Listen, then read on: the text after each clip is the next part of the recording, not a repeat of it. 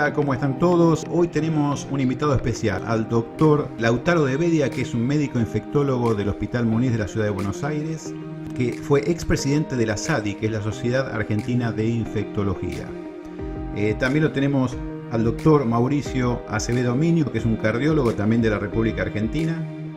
Tenemos también, Andrea y quien la está presentando por ahora esta nota, que es Mario Blitzman y Andrea Riaño.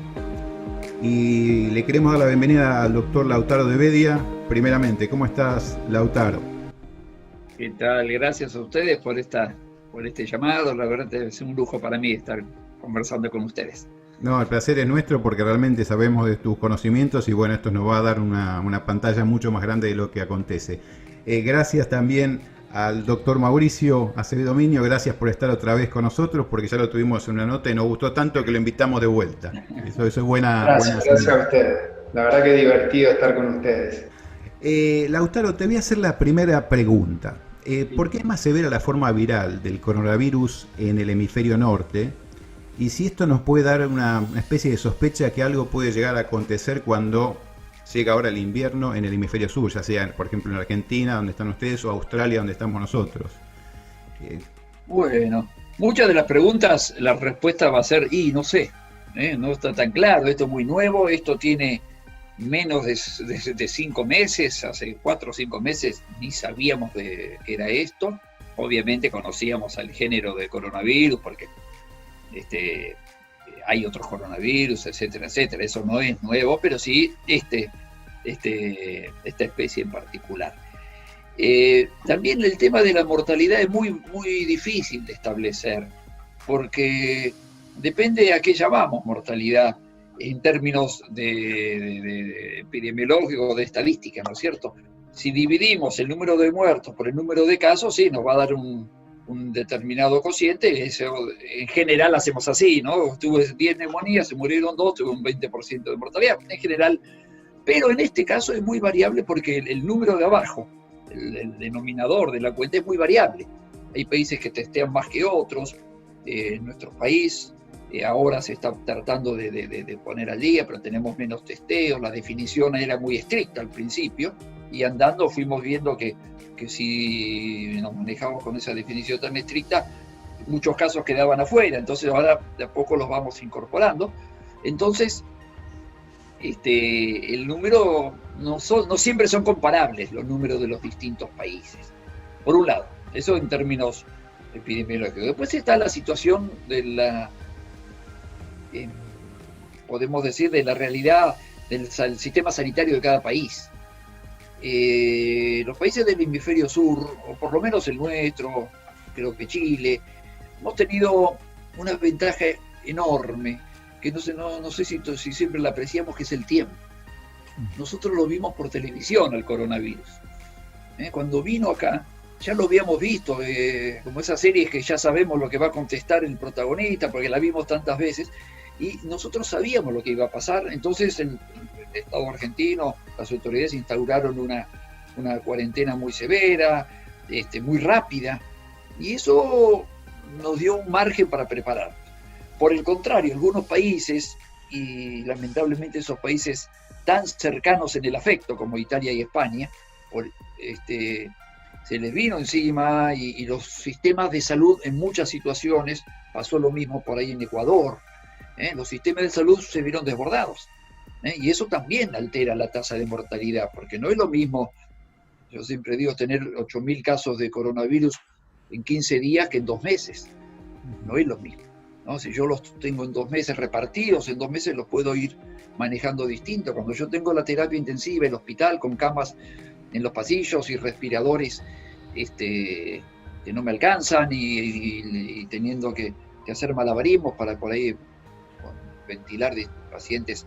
En fin, tengo 10 pacientes y 4 respiradores, y ver cómo todo eso influye en la tasa de mortalidad. Así que es muy difícil establecer. Yo creo que todavía tenemos que, posiblemente lo mejor sea establecer a posteriori las tasas de mortalidad por el millón de habitantes, un dato así, porque los muertos, no, en general hay poca duda, la cantidad de habitantes en general hay poca duda, pero el número de casos es muy variable entre un país y otro.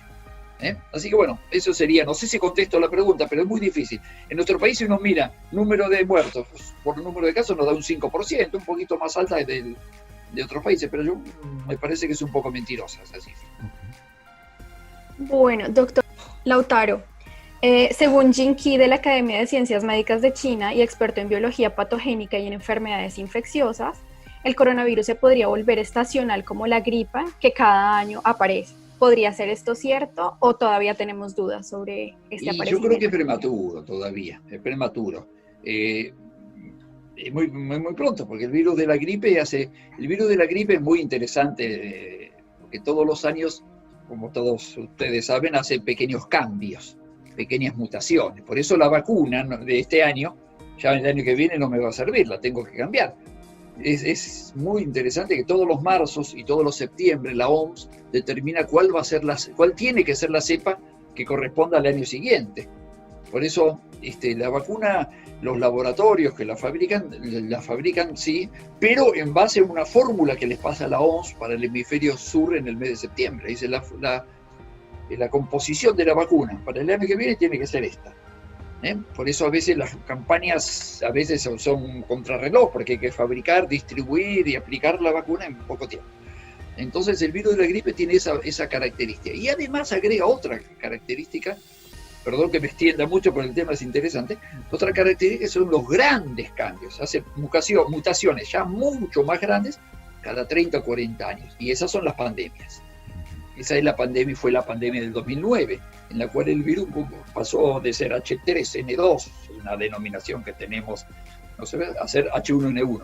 Y entonces, ¿qué pasó? Un poco lo que le pasa ahora al coronavirus. Encontró una clientela enorme ese virus. Cambió y nadie tenía anticuerpos. O casi nadie tenía anticuerpos. ¿Quiénes teníamos anticuerpos? Los que éramos más viejos. Porque hasta el año 1957 esa era la cepa que predominaba. Entonces los más viejos tenían todavía algún anticuerpo que se acordaba, y por eso en el 2009 es muy curioso, se murió mucha gente, pero mucha gente joven, embarazadas, y los viejos no tanto. Las personas que tenían algún recuerdo inmunológico estaban más protegidas. Bueno, todo eso por la gripe. ¿Pasará lo mismo con el corona? Vamos a ver, tenemos que esperar, no me acuerdo quién era el especialista, la escuché a Mirta Ross, es una especialista argentina muy importante, trabajó en OPS, en la OMS muchos años, y el otro día mencionaba eso, tendremos que esperar 1 o 2 siglos a ver qué sucede, cómo se comporta este virus, si es un virus que va a mutar, o va a ser como la mayoría de los virus, que se mantiene estable con el correr del tiempo. Yo apostaría a esta última alternativa, que no va a ser una cosa de grandes mutaciones. Pero bueno, tenemos que esperar. Con respecto a la cuarentena, ¿no? Porque hay un dilema entre que sí, que no, que la levanten, que no la levanten. Sé que lo escuché en un reportaje anterior y escuché que dijo que bueno, que si fuera por el punto de vista médico, la cuarentena tendría que seguir hasta junio o julio, lo cual me parece muy lógico, pero viendo el punto de vista psicológico, del punto de vista económico, ¿no es cierto? ¿Qué es lo que piensa al respecto? Porque a veces, por ejemplo, en Australia hay cuarentena, por ejemplo en Melbourne, cada estado tiene su ley diferente, ¿no? Que en Argentina. Y acá hay una cuarentena, pero se puede salir a hacer ejercicios, a caminar o a correr. O sea, es muy similar a lo que está pasando en Argentina, pero con la diferencia esa que uno puede salir a caminar o a correr. Los niveles no sé si está al tanto, de infección acá es muy baja. Ya hace como 10 días que están entre los 13 y los 30 personas infectados por día. O sea que está totalmente aplanado y con un nivel muy bajo. Yo me asombré porque incluso sé que en Argentina ahora pusieron lo de la máscara, mientras que acá en Melbourne no usamos el barbijo. O sea, yo lo uso particularmente. Pero si ven la calle, va al supermercado, la gente está sin barbijo. Hay, por supuesto, en cada cola del supermercado cada 1,5 metros no dejan que se pare nadie. Cuando entran le dan el chorrito para que se limpie, ese tipo de cosas. Y la gente en general lo respeta, pero obviamente la gente no usa máscara por la calle, no en el supermercado, el 90%. Entonces, ¿qué es lo que opina al respecto en Argentina, ¿no? Porque incluso, es un tema. Porque en Argentina también lo que veo es que en Melbourne la edificación son más casas en general. Entonces la gente tiene jardines, tiene espacio, En cambio en Argentina el problema es que la gente está confinada a un departamento que quizás no tiene salida al exterior, no tiene que estar, no sé psicológicamente qué es lo que está pasando, cómo se tendría que manejar la cuarentena. Es un tema muy, muy complejo y también lo estamos escribiendo, ¿no? Lo estamos aprendiendo. Es muy, muy difícil. 60 años no recuerdo una situación similar, ¿no? Y no sé si ha habido una situación parecida, por lo menos en tiempos más recientes. Yo creo que la cuarentena, un poco lo decía en aquella ocasión, cumplió un rol, por lo menos en nuestro país, muy importante. Si uno toma estimaciones que había hecho el Ministerio de Salud de la Argentina y que se publicaron precisamente el 19 de marzo, es decir, el día anterior a la instauración de la cuarentena, hoy tendríamos que estar en cerca de 180.000, 200.000 casos en el país. Y tenemos 4.000, 5.000, no sé el número de hoy todavía, 4.000, 5.000 con 100 casos por día, 130 más o menos. Así que ha cumplido un rol.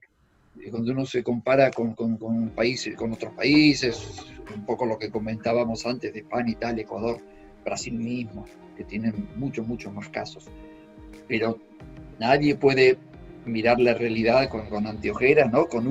Desde un solo aspecto. Desde ya medio, yo casi no digo en broma, pero en cierto modo lo decía, señalaba que, bueno, desde mi visión estrictamente infectológica, pero indudablemente vivimos en un mundo que es mucho más que eso, ¿no? Están los comerciantes, los restaurantes, ver Buenos Aires que tienen tantos restaurantes y confiterías, verlos todos cerrados, uno se imagina que eso debe ser una situación económica compleja para mucha gente, ¿no? Los colegios cerrados, los chicos, las personas con alguna discapacidad o algún trastorno mental, es muy complejo. Así que yo creo que hay que analizarlo mucho, analizar muy detenidamente cada situación. No es lo mismo Buenos Aires que alguna ciudad del interior del país. Ayer hubo 100 y pico de casos, 130 creo, no me acuerdo ahora, 120 póngale, y 90 y pico fueron entre la ciudad de Buenos Aires y la provincia de Buenos Aires.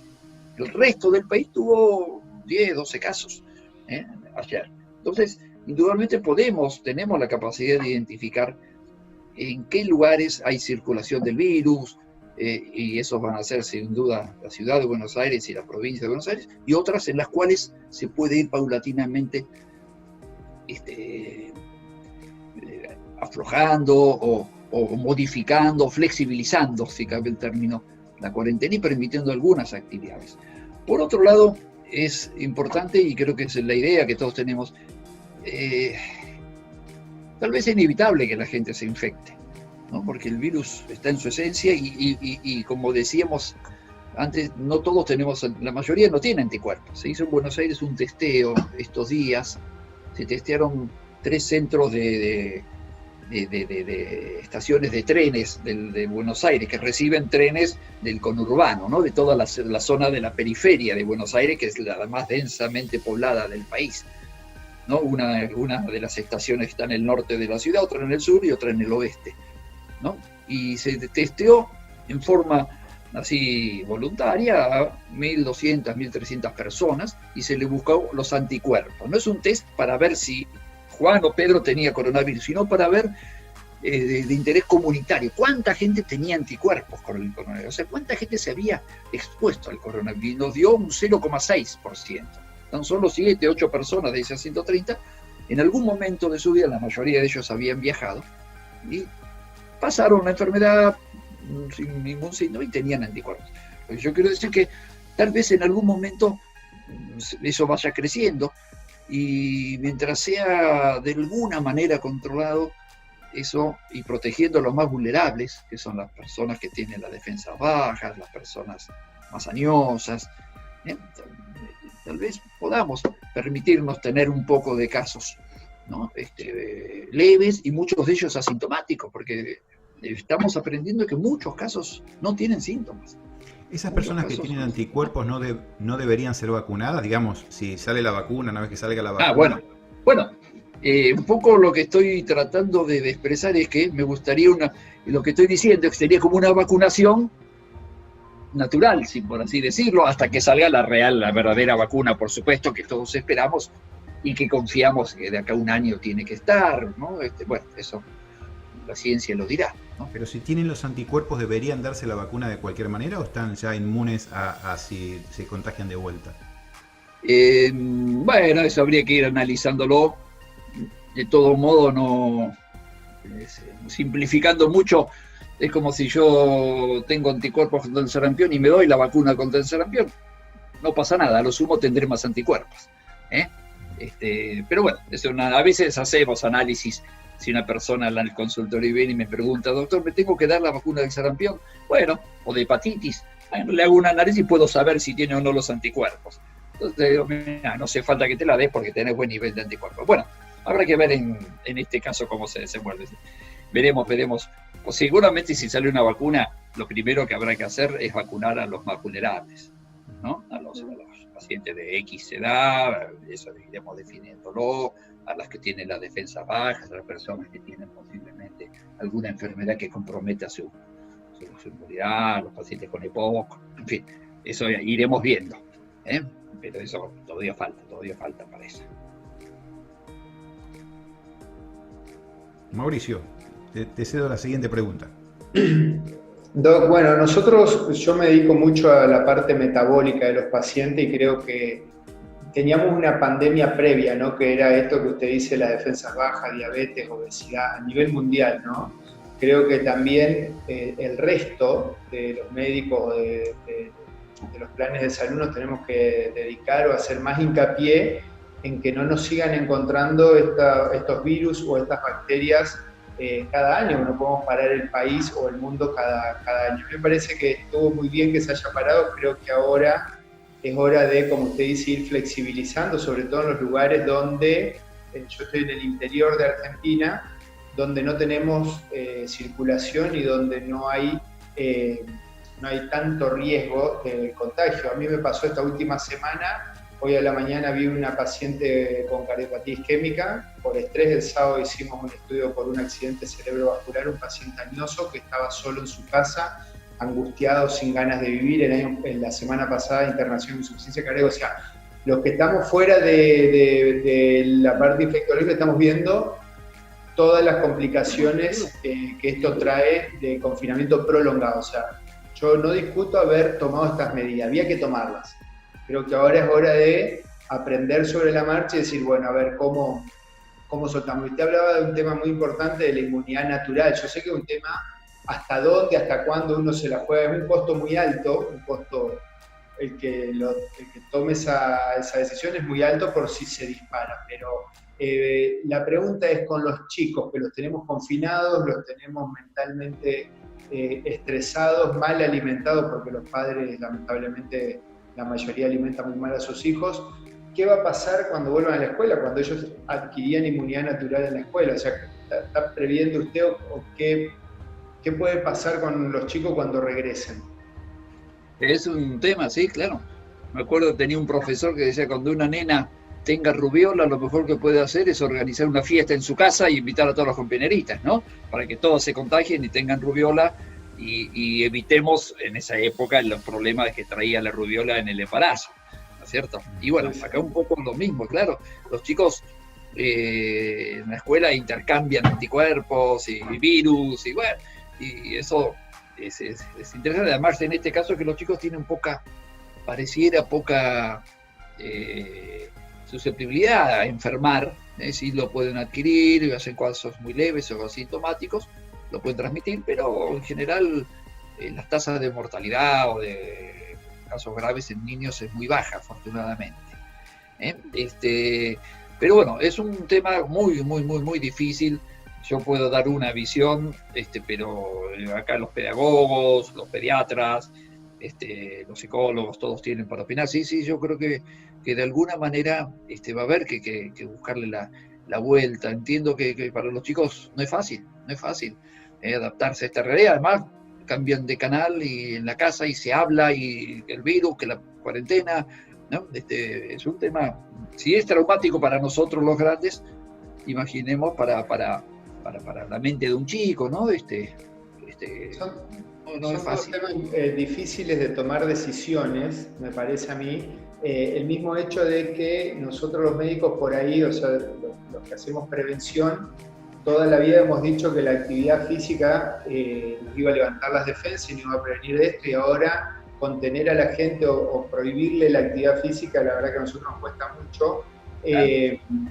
Y cómo empezar a soltar a esa gente, porque me parece que, y más en Argentina esperando el invierno, creo que deberían salir a exponerse al sol, a hacer actividad física para que las otras virosis, o sea, pues se viene la gripe estacional se viene como usted dijo, y creo que también tengo que proteger al resto. Sí, en el caso de la gripe es curioso, pero creo que nunca he hecho más recetas para la vacuna contra la gripe como este año, ¿no? Un poco el miedo y el temor a... En fin, los que se tienen que vacunar y que otros años por ahí se hacían los tontos, los que tenían cardiopatía, los que tenían EPOC, los mayores de 65 años, que otros años no todos lo hacían. Este año todos nos piden la vacuna y gente que no está en el grupo de que debe ser vacunado se está vacunando, así que yo pienso que tal vez la gripe no impacte tanto, es un pensamiento totalmente empírico, por supuesto, pero vuelvo a decir, son muchas recetas que otros años tenía que yo pedirle al paciente y mucho, ¿y doc, le parece? No, yo no me vacuno. Este año me desbordaron pidiéndome recetas de vacuna. Pero sí, es verdad, yo creo que va a haber que flexible. Y como vos decías, este tema nos permitió esta cuarentena, casi vamos para los 2 meses, ¿no? O casi 50 días, nos permitió armarnos. Nosotros en el hospital hemos adquirido respiradores, camas de terapia intensiva, monitores. Es verdad que posiblemente el sector público venía con un cierto atraso en materia de salud pública, pero nos permitió rearmarnos, hacer los protocolos, prepararnos. Pero creo que ahora sí es necesario, de alguna manera y muy progresivamente, flexibilizar.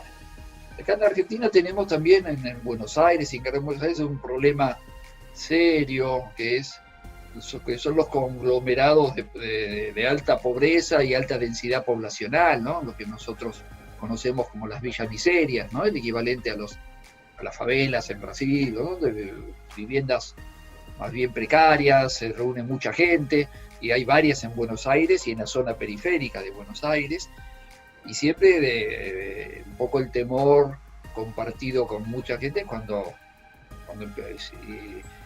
yo puedo hacer cuarentena en mi casa, que tengo varios ambientes, 2 baños, estoy con mi señora solo, pero hay veces que en un ambiente viven 6, 7, 8 personas, y para comer tienen que ir a la parroquia o al asentamiento comunitario a buscar la comida. Entonces es muy difícil hacer la cuarentena ahí. De hecho, los líderes, los curas villeros, toda la gente que trabaja en ellos ha expresado su preocupación, y sé que están trabajando intensamente, han habilitado lugares especiales, han establecido el concepto de cuarentena comunitaria más que cuarentena individual, pero ya ha habido muchos casos en algunas de las villas, y bueno, lo estamos siguiendo con mucha atención.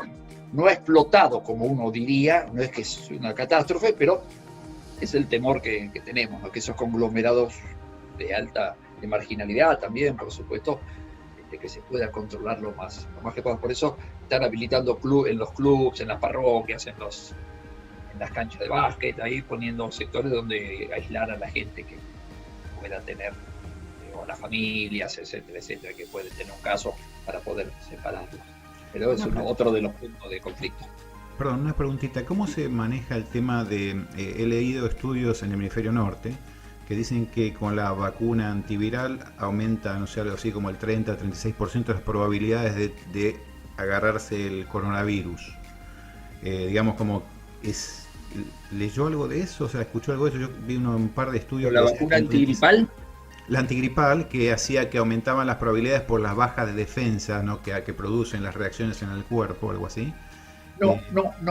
Honestamente no tengo presente haber leído eso, nada revinculado con un efecto negativo de la vacuna antigripal sobre el coronavirus. De todos modos, en mi descargo, la cantidad de papers que uno recibe es inabarcable.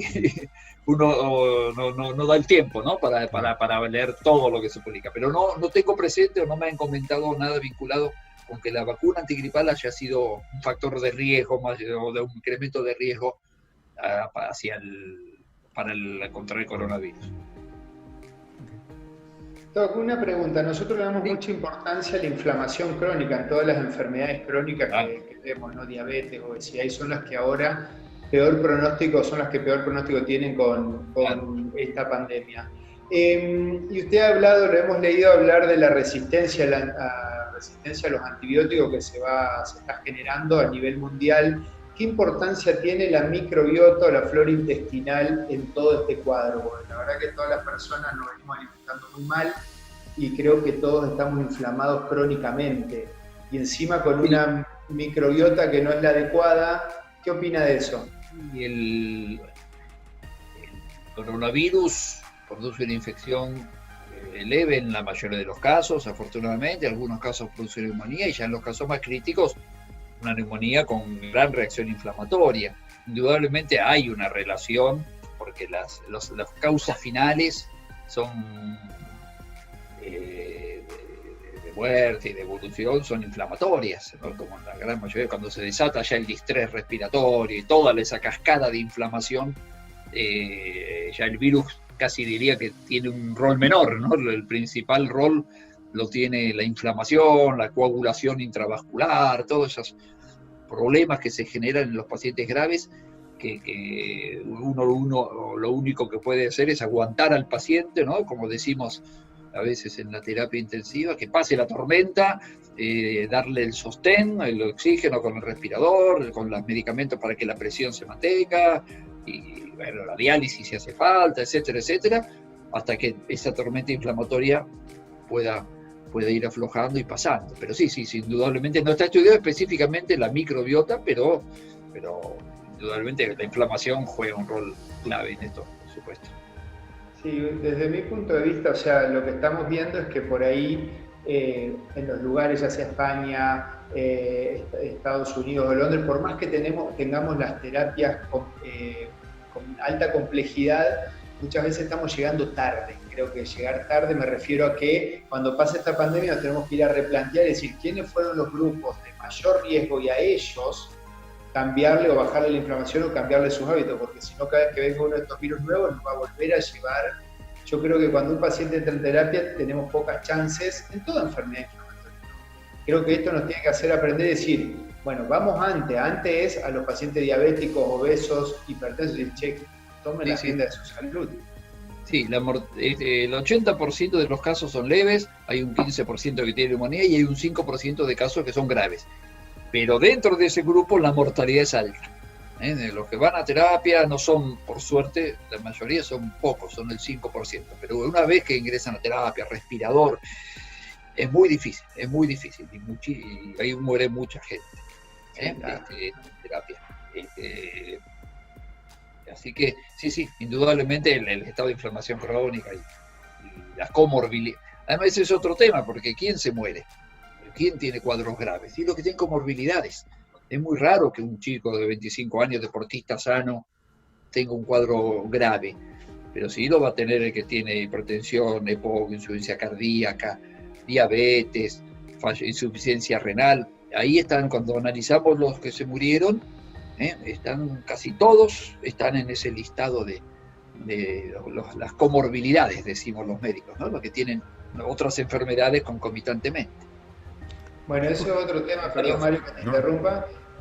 Lautaro, es otro tema ahora que tenemos todos los deportistas. Yo entreno muchos deportistas de diferentes disciplinas y ese es el tema, que no aparece ninguno de ellos que no tenga diabetes, no aparece ninguno de ellos en los cuadros de alto riesgo y son los que más los estamos dañando, porque he visto chicos de todas clases de deporte y de niveles que en su casa están encerrados, comiendo mal, comiendo harina, tomando alcohol, que al no tener una motivación, cuando les escribo, digo, vamos a entrenar, me dicen, pero si no sé cuándo vuelvo a competir, en todas las áreas, Superliga, ligas de básquet, pádel, natación, me dicen, vóley, Mauricio, no sé. Entonces, quizás al ver que ese grupo no está siendo afectado, buscar la manera de que, ya que además no hay estudios que digan de que en un partido de fútbol se van a contagiar, o en un partido de vóley o de básquet o de lo que sea. Yo sé que es un tema difícil, una decisión difícil de tomar, pero creo que a esta altura tenemos que priorizar la salud mental y el resto, ¿no? Ante la falta de estudios, uno siempre toma la decisión más de evidencias científicas.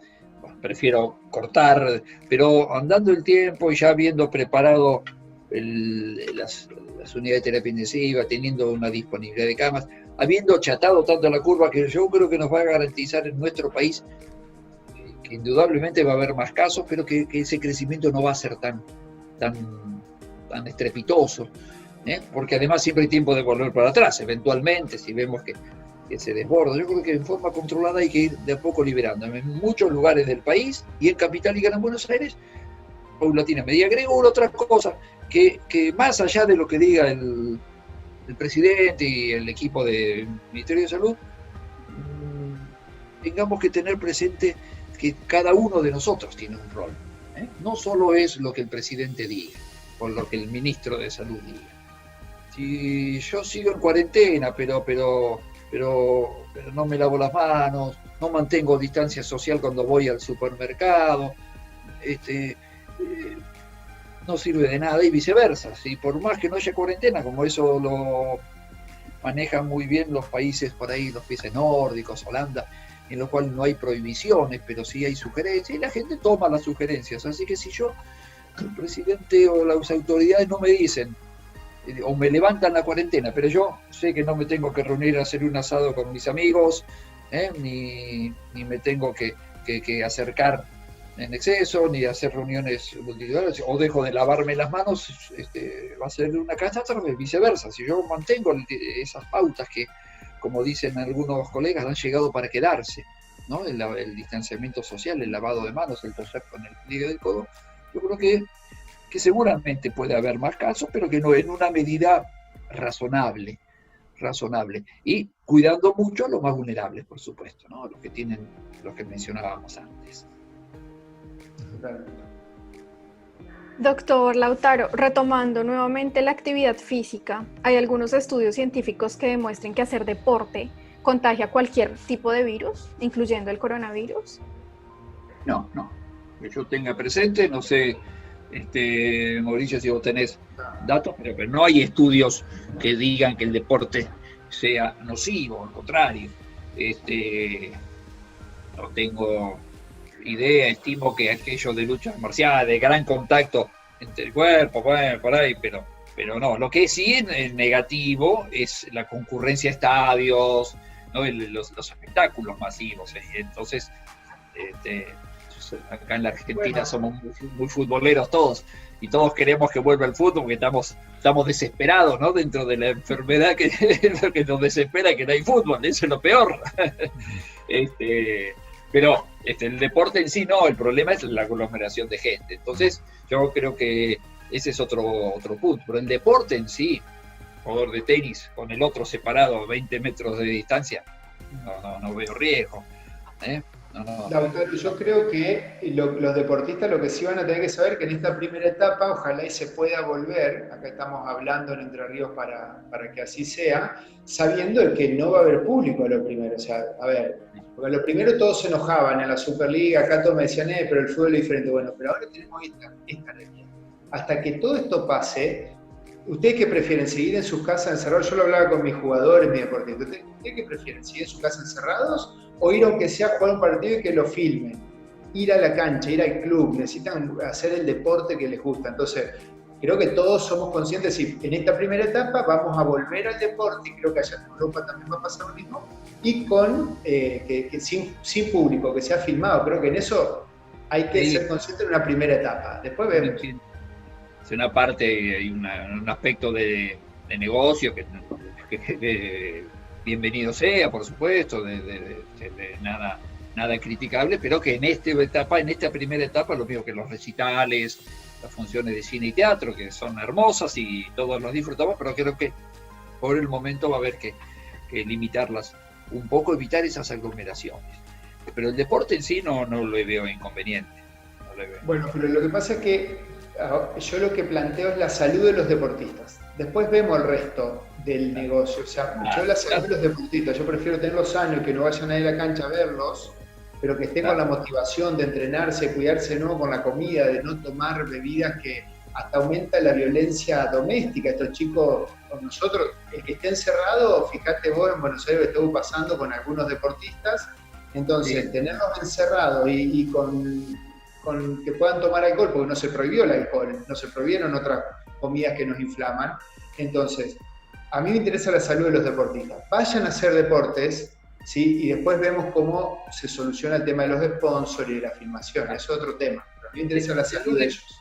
En una semana termina esta etapa de la cuarentena y veremos qué determina las autoridades y bueno, con qué excepciones, en qué zonas, en qué regiones. Así que vamos a ir viendo cómo se desenvuelve. Yo creo que hay otro tema interesante, que este fin de semana en Buenos Aires había mucha gente en las plazas, fue un día muy lindo y hay un poco también un cierto cansancio de la gente, ¿no? Por un lado cansancio, por otro lado vemos que las cifras vienen manejables, entonces la gente y eso también influye, porque va a ser difícil mantenerla. Yo creo que de a poco va a haber que ir autorizándola, flexibilizándola. No tengo la solución, de ninguna manera que digo que yo tengo la solución, pero creo que entre las distintas visiones, entre todos tenemos que ir buscándola y considerando no solo, vuelvo a decir, lo que el Estado, las autoridades digan, sino lo que cada uno puede aportar. Los argentinos estamos muy, tal vez, habituados demasiado a que nos digan lo que tenemos que hacer. Tal vez llegó el momento de, más allá de lo que me digan que tengo que hacer, decidir yo lo que voy a hacer y tomar responsablemente mis actos. No cruzar con los semáforos o no respetar los semáforos por miedo a la multa, sino respetarlos porque yo sé que hay que respetarlos.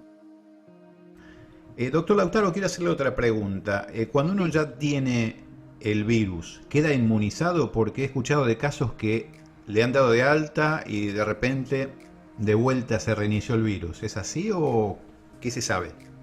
Es lo mismo que hemos ido respondiendo y es muy prematuro todavía. Normalmente las enfermedades infecciosas dejan una protección. Sarampión, rubiola, paperas, todas las enfermedades dejan un grado de inmunidad. Las paperas no, porque hay 3 serotipos, entonces yo me inmunizo contra una y lo mismo el dengue, hay 4 genes, entonces, pero en general dejan un grado de inmunidad las enfermedades infecciosas. No sé, yo no veo por qué esta va a ser la excepción, pero si me piden que lo firme y lo asegure, bueno, hay que esperar y dosar los anticuerpos, ver ahora en Argentina estamos empezando a dosar las inmunoglobulinas, ¿no? Los anticuerpos, y ver cómo qué nivel logran, cuánto tiempo perduran, y bueno, eso lo dirá el tiempo, porque si no protege de la enfermedad, menos va a proteger una vacuna, ¿no es cierto?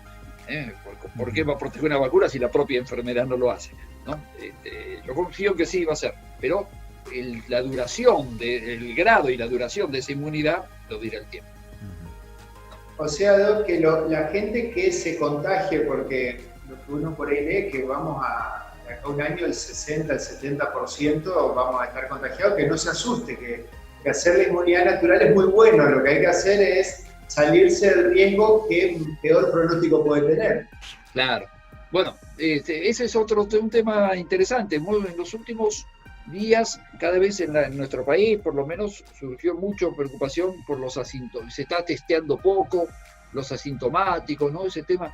Bueno, el asintomático, yo en lo personal, no me preocupa tanto, porque el asintomático es una persona que tiene pocos síntomas porque en general o tiene una muy buena constitución inmunológica o tuvo una infección de baja carga de virus, ¿no? Con poca cantidad de virus.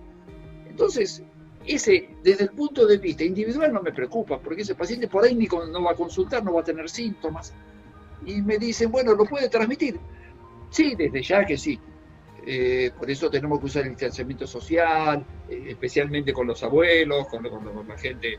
Pero si va a transmitir una enfermedad de bajo nivel, con poca cantidad de virus. Vuelvo a decir, no me gustaría que esa persona vaya a visitar a su abuelo o a su primo que por ahí sale de una quimioterapia. Pero que se contacte con el resto de la gente, bueno, por ahí transmite, porque lo vuelvo a decir, el 80% o más de los pacientes son asintomáticos. Nosotros en el MUNIS hemos tenido 20 y tantos casos y solo uno grave. Lamentablemente falleció un paciente, pero la enorme mayoría son chicos que... ¿Tenía alguna enfermedad de base ese paciente que falleció? Obesidad, diabetes y, si mal no recuerdo, hipertensión. He tenido un muchacho de unos 50 años, no era añoso, pero hemos tenido pacientes de 70, 71 años, hipertensos también, con disfunción cardíaca, tuvieron cuadros moderados, pero la mayoría fueron cuadros leves, chicos que estaban, incluso me acuerdo una que tenía anosmia, ¿no? un trastorno en el olfato, ¿no? Empezó una persona que empezó a tener, dejó de percibir los olores. Ese fue el único síntoma. Uh-huh. Eso es un síntoma nuevo que hemos empezado a reconocer ahora, ¿no? Se está empezando a describir, pero vuelvo a decir, la mayoría de los casos, por eso quiero transmitir tranquilidad a la gente. Desde ya, el que tiene condiciones que lo hagan vulnerable tiene que cuidarse, no hay duda, pero en general los cuadros son leves, el 80% son leves. Por eso me preguntaba un periodista, ¿qué medicamentos no tiene cura? Bueno, no tiene un medicamento específico, pero no lo necesitamos para la gran mayoría de los casos. Desde ya sí, para los graves, desde ya, pero para la gran mayoría de los casos, van a ser casos leves que cursan solo, como una gripe. Nosotros no tomamos el medicamento famoso, el oseltamivir, ¿no? Que usábamos para la gripe, solo lo reservamos para los casos más graves, pero para la mayoría de las gripes no tomamos nada. Alguna aspirina, alguna antitérmico y bancársela 2 o 3 días, que se va. Y así pasa con el coronavirus, son 2 o 3 días de fiebre y va. Por supuesto, no niego, no lo estoy minimizando, no quiero decir que no, pero el 80% de los casos son leves. ¿No sería bueno, si sacando el factor económico, si uno pudiera, que sea un testeo general como para incluso aislar esa gente para que no contagie? Porque sabemos que que ese 80% no va a tener complicaciones, es muy leve y quizás hasta ni se entere que la tuvo o que piense que es una gripe común, pero por otro lado es un factor de riesgo para el contagio, digamos, sacando el valor de lo que sale y la cantidad si uno consigue hoy en día los testeos. Pero en una forma ideológica sería bueno hacerlo a nivel punto de vista. Sí, bueno, en la Argentina sí, se está aumentando cada vez más el nivel de testeo, no solo porque hay más test, por un lado, sino que también hemos bajado la vara. Antes poníamos una vara, si se quiere, si se queda claro la figura, una vara elevada, hay que tener más de 38 grados y venir de Europa, después de China, qué sé yo, y en la última definición que cambió la semana pasada ya hemos bajado la vara, si se quiere, la exigencia. Entonces, para indicar un test, bueno, si una persona tiene un cuadro no del todo claro, 37.5 hemos bajado, antes era 38, ahora 37.5, o sea que necesariamente va a haber más test. Entonces, el número de casos seguramente va a crecer. Aún así, si uno analiza los números, ve que cada día estamos creciendo un 3%, entre 2, 3 y 4% es lo que se está creciendo el número de casos en relación al acumulado del día anterior. Si hasta ayer había 5.000 casos, yo percibo que hoy, esta noche, seguramente el Ministerio comunicará más o menos 150, ¿no? 150 casos, que sería un 3% de los 5.000 más o menos que había hasta ayer. Eso es lo que se está creciendo, que es una una curva muy chata. Eso nos permite, como decía, el presidente lo explicó en la última conferencia, que la duplicación de casos no se dé como cuando empezó la cuarentena y como se dio en otros países, cada 3 días, sino cada 17, 18 días. Ahora hay 5.000 casos. Si yo me remonto y busco en la estadística, ¿cuándo había 2.500 casos? Es decir, la mitad. Me tengo que tirar a 18 días, 17 días atrás. Eso es la curva chata. Si logramos que cuando se levante la cuarentena, esa curva no se desmadre y no pase de 17 días a 3 días otra vez, sino que se mantenga. ¿Por qué? Porque nosotros testeamos más, aislamos a los que tienen casos y a su vez nos lavamos las manos, nos mantenemos lejos, se está usando mucho el tapaboca en Buenos Aires, especialmente el gobierno de la ciudad lo ha puesto como obligatorio, y uno sale a la calle y ve que todo el mundo lo cumple. Todo el mundo en la calle en Buenos Aires, muchísima gente lo usa. Pero vuelvo a decir, esto no es la solución, esto es una parte. La distancia, el lavado de manos, evitar toser, eso es fundamental. ¿Quién hace la próxima? Yo tengo un montón de preguntas todavía. Andrea. Sí. Perdón, doctor, lo voy a tener toda la noche. Es que ustedes recién empiezan el día, yo lo estoy terminando. Claro. Doctor Lautaro, otra pregunta es, con la investigación, con las investigaciones que ya se tienen, ¿se podría considerar que este virus fue creado en un laboratorio o todavía hay muchas dudas como para hacer una afirmación de este tipo? Andrea, no hay evidencia como para sostener eso, no hay evidencia. Como en todo tenemos que ser serios y basarnos en evidencia científica. No hay evidencia científica más allá de que sería un lindo capítulo para una serie o una novela, pero por el momento no hay ninguna evidencia de que esto haya sido producto de un atentado, de una investigación, así que desconozco. Hasta lo que se sabe, pareciera que es una mutación de un murciélago, pasó una especie de animal a una especie de tapir o de otro animal y después al ser humano, cosa que pasa con los virus, ¿no? Pasó con la gripe aviar, pasó con el SARS, pasa con muchas situaciones en la medicina, en la historia de la medicina, y hoy tenemos la fortuna de que en pocos días se sabe, ¿no? Porque este virus, los primeros casos fueron en diciembre, y ya a fin de diciembre ya se sabía hasta el genoma del virus, ¿no? Eso se conoce, se avanza mucho hoy, y ya se está hablando de una vacuna, que después veremos, pero se ha avanzado mucho. Pero no hay ninguna evidencia hasta el momento de que esto haya sido generado artificialmente. ¿Cuántas cepas de coronavirus existen? Escuché algo que en Argentina habían encontrado 3 cepas, pero escuché algo también en el exterior que había hasta 6 cepas diferentes. Sí, el Instituto Malbrand, que es el centro de referencia de nuestro país, describió 3 cepas circulando en nuestro país y posiblemente haya algunas más, 5 o 6, sí, como bien decís. Ahora, ¿cuál es el valor o lo distintivo de cada una de ellas en términos de inmunidad, de vacuna, de potencial utilidad de una vacuna? Bueno, lo mismo, tenemos que verlo. Vuelvo a decir, estamos empezando mayo y esto en diciembre no lo conocíamos. Esto lleva menos de 5 meses, se está avanzando mucho, se está conociendo, pero todavía no se sabe qué importancia tiene este tema de las diferentes cepas, si son muy distintas o no entre sí. Claro. Y si se modifican demasiado, o se ve que por lo menos que se modifican mucho más velozmente que otros virus, ¿no es cierto? Otros coronavirus o otro tipo de virus. ¿Esto significa que es un problema para las futuras vacunas? Porque hay una modificación constante. Claro, eso puede ser una limitación, ¿no? Porque yo voy a tener que descubrir una vacuna que afecta, que va a generar determinado tipo de anticuerpos, y tengo que tener la certeza de que esos anticuerpos me cubran contra todas las cepas. Si hay alguna que escapa, bueno, puede tener un problema. Tengo que empezar a pensar en vacunas con múltiples coberturas. Bueno, habrá que ver, hacer esquemas diferentes, como pasa en la gripe, que son distintas cepas, las vacunas son de 3 o 4 cepas, pero bueno, eso todavía es prematuro.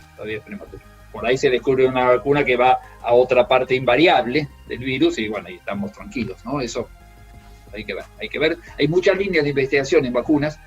El otro día estuve en una charla y hay muchas líneas de investigación en vacunas, lo cual es muy promisorio porque hay muchas muy avanzadas.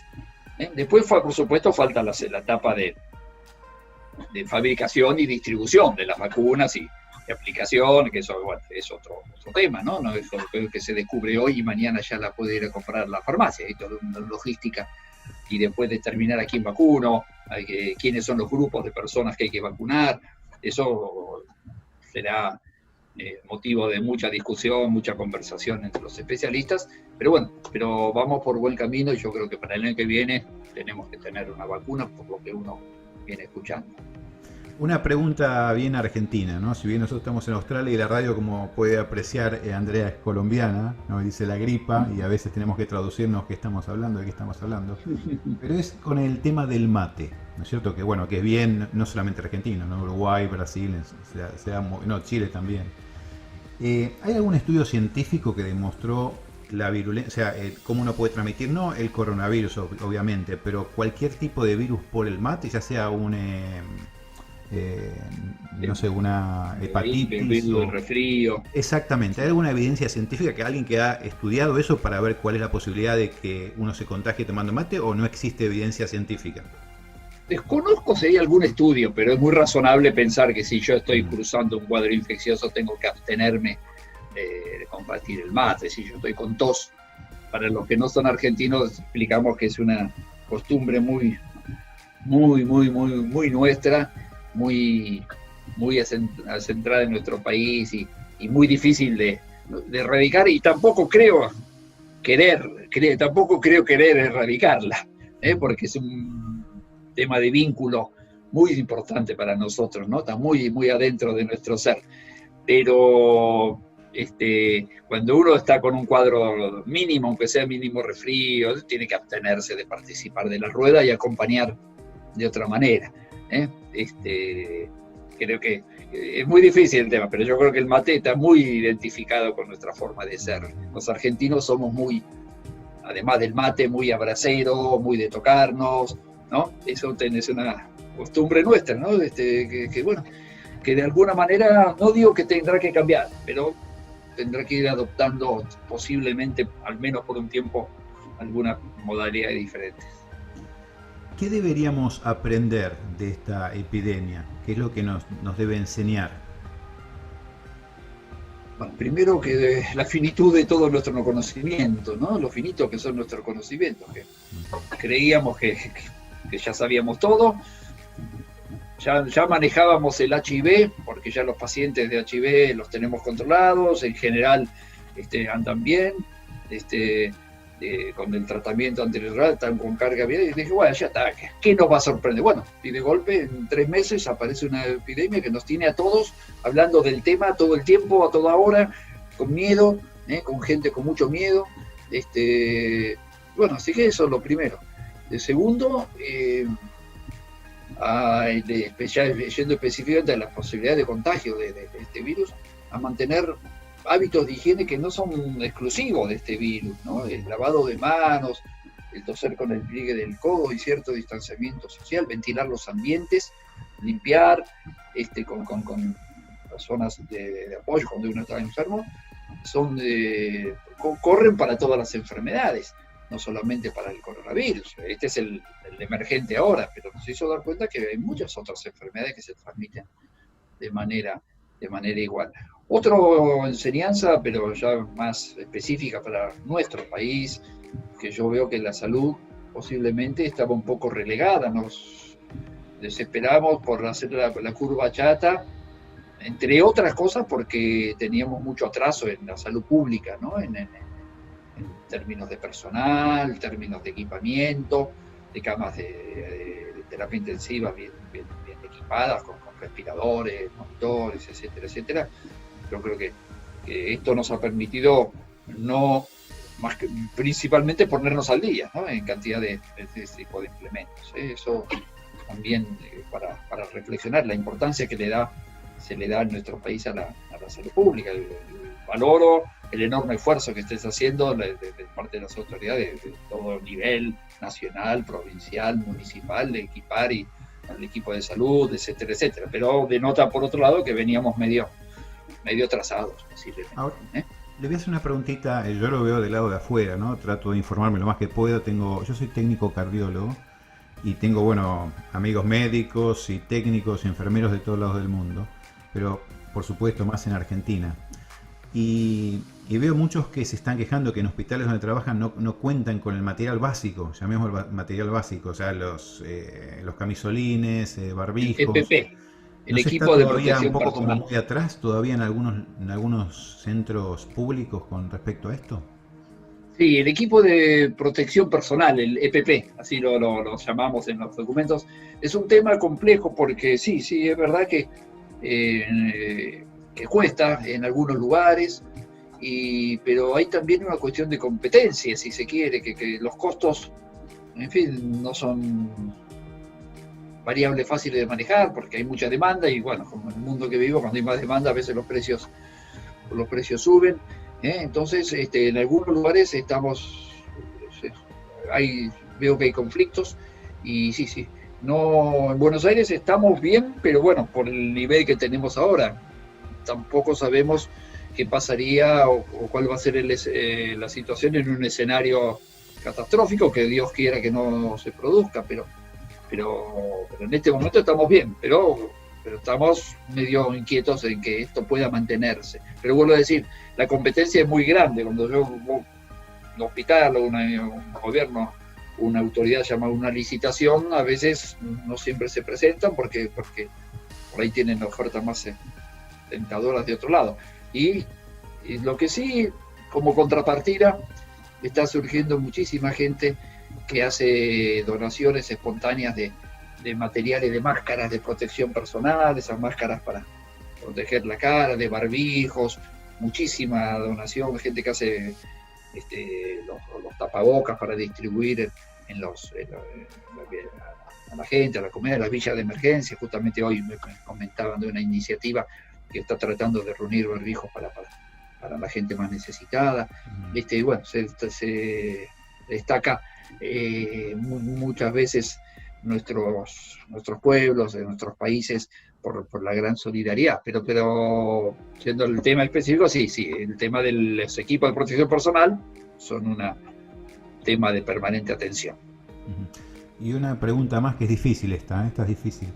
Yo sé que es difícil ser crítico, ¿no? O a veces opinar algo que se hizo mal, ¿no? Cuando hay colegas, pero si uno tuviera que ser un poco de no autocrítico hacia uno, sino crítico hacia el sistema, ¿qué es lo que piensa que se tendría que haber hecho mejor? ¿En qué se puede haber equivocado? Claro que, como dices, algo que uno aprende sobre el camino, ¿no es cierto? Y que es normal tener errores, ¿no? Einstein lo dijo, ¿no? Que sin errores no se aprende.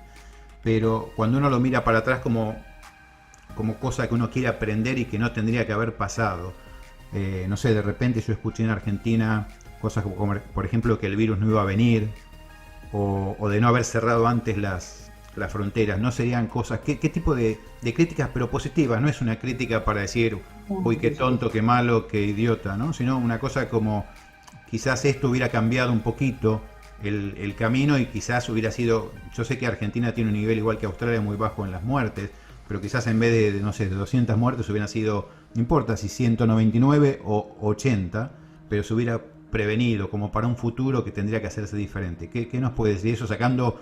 No, yo sé que es difícil, una difícil pregunta. Hagamos de cuenta que estamos los cuatro y que no nos escucha nadie. Es muy difícil, es muy difícil. En la Argentina usamos mucho una frase del famoso boxeador Bonavena, ¿no? Que la experiencia es un peine que te dan cuando te quedas calvo, ¿no? Claro, con la experiencia es más fácil decir.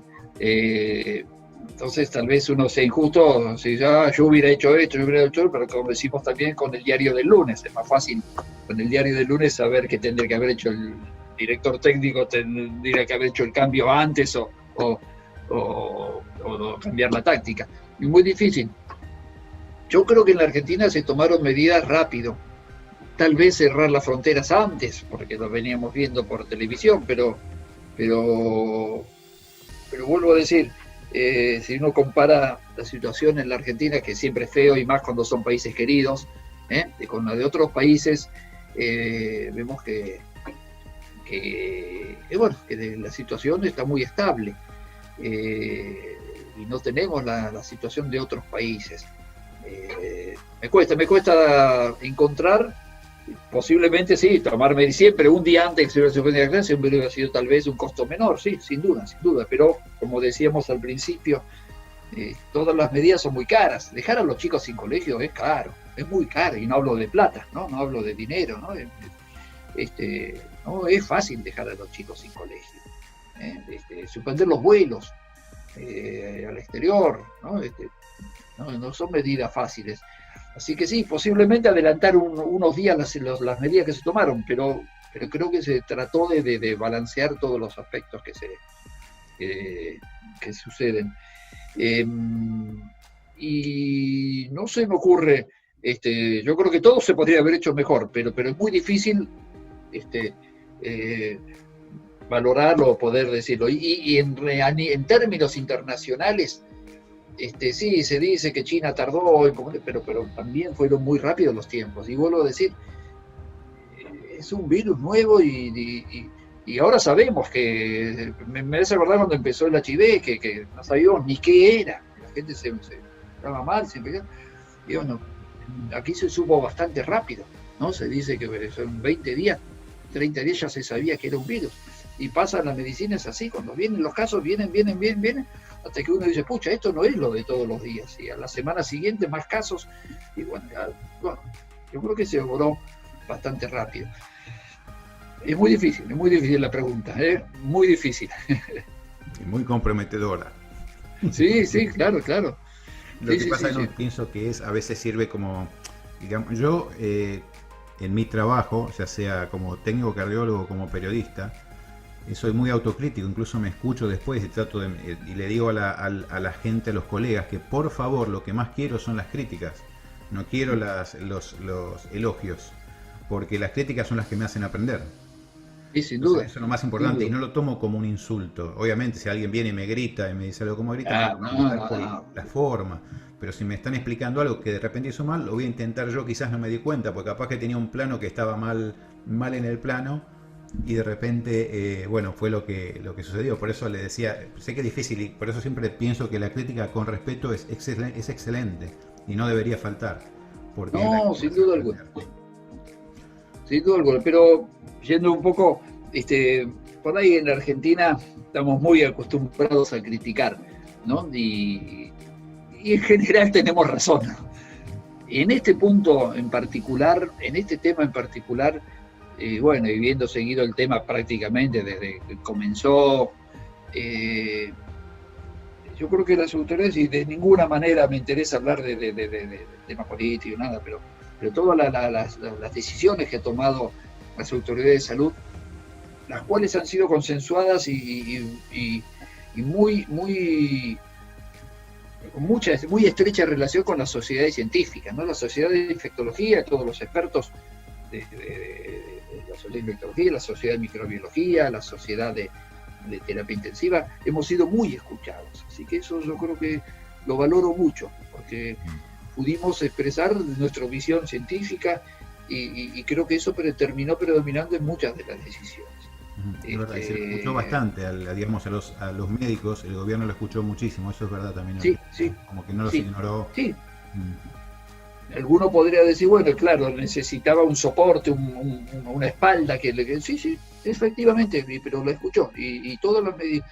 Yo no integro el grupo asesor íntimo del Poder del Ministro de Salud, pero bueno, somos todos los colegas y compañeros de la Sociedad de Infectología, muchos de ellos, el presidente o otros colegas, están participando muy activamente, tenemos muchos, y sé que todo se discute, se escucha. Por supuesto, luego la autoridad política toma la decisión que corresponde, pero sí que son muy escuchados los distintos científicos. ¿Hay también discreción entre ustedes? ¿Hay en ese grupo, digamos, de asesores? ¿Hay políticas a veces diferentes, que hay encuentros como que uno opina una forma y otro? Sin duda.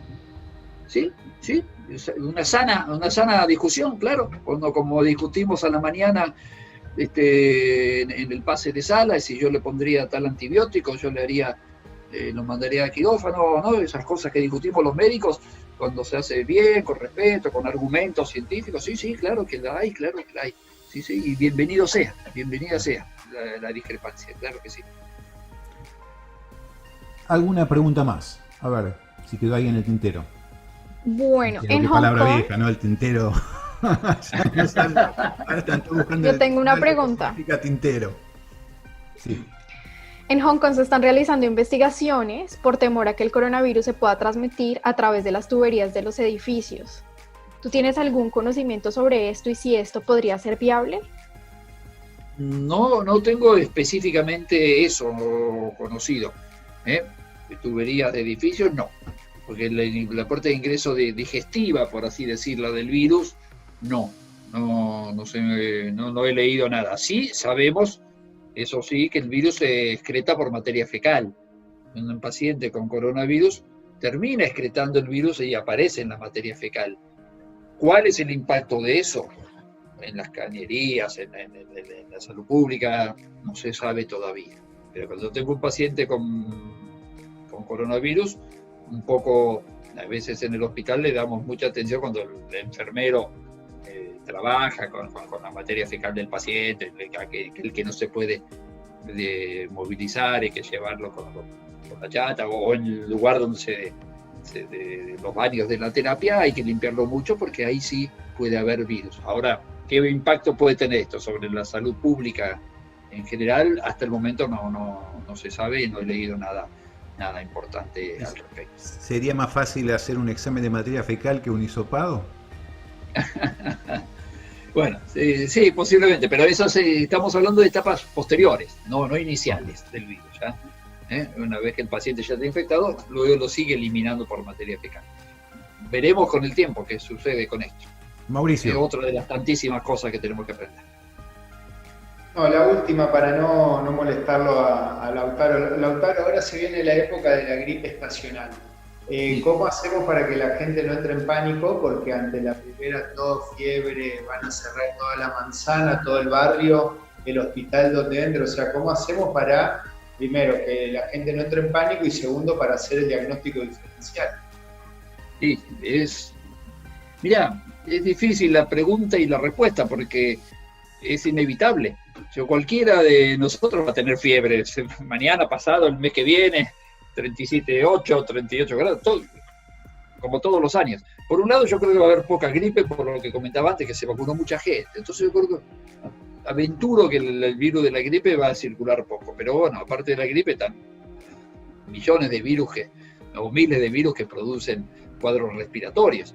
Y inicialmente se irá testeando, tal vez llegue un momento que haya tantos que ya ni se testea, ¿no? Como pasa con muchas otras cosas, cuando todo el mundo tiene fiebre, bueno, ya está, será y se lo tratará, se lo abordará como coronavirus y será el seguimiento como si todo fuera en coronavirus. Eso, bueno, veremos cómo se desarrolla. Pues se va, como bien decís, se va a solapar, y se decía al principio, ese es un virus de la vía respiratoria que está más cómodo en el invierno. ¿No es cierto? Todavía dentro de las cosas, yo hablé mucho de las cosas que hizo la Argentina en cuanto a la cuarentena y todo, pero no olvidemos que estamos terminando el verano, empezando las fases iniciales del otoño. Todavía no vino el invierno. Ese es otro desafío que tendremos que ir viendo, claro que sí. Bueno, le quiero agradecer al doctor Lautaro, por supuesto también a Mauricio y también a Andrea, por esta entrevista realmente muy muy rica, y bueno, gracias por su tiempo, que siempre digo que el tiempo es lo más valioso que tenemos, ¿no? Porque es lo único que no se recupera. Así que gracias a todos. Yo les agradezco a ustedes, ha sido un rato lindísimo, lo he pasado bárbaro. Espero que tal vez en unas semanas podamos volver a encontrarnos para ver cómo vamos. Para mí sería un gusto, así que quedo, por supuesto, a disposición de ustedes. Cuando vienen a Australia acá, los dos están invitados para cuando vienen a Australia, y bueno, y cuando yo viajo muy seguido a Buenos Aires, pero ahora con esto se terminaron los viajes hasta no sé cuándo. Bueno, gracias. Bueno, cuando es por acá nos encontramos, tomamos unos mates, digamos, por ahí. Gracias a todos. Gracias.